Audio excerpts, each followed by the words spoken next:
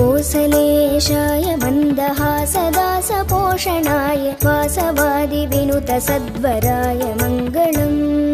कोसलेशाय मन्दहासदासपोषणाय वासवादिविनुतसद्वराय मङ्गलम्।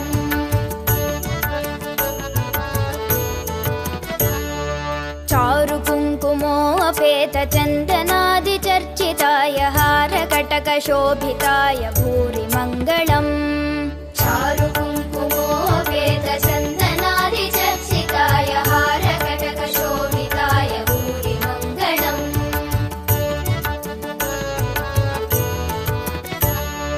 ललितरत्नकुण्डलाय तुलसीवनमालिकाय जलदसदृशदेहाय चारुमङ्गलम्।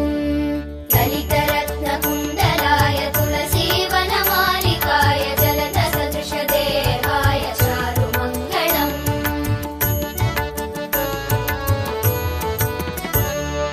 देवकीसुपुत्राय देवदेवोत्तमाय भावज गुरुवराय भव्यमङ्गलम्। देवकीसुपुत्राय देवदेवोत्तमाय भावज गुरुवराय भव्यमङ्गलम्।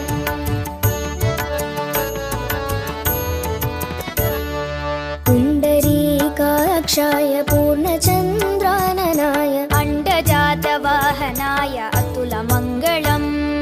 पुण्डरीकाक्षाय पूर्णचन्द्राननाय अण्डजातवाहनाय अतुलमङ्गलम्।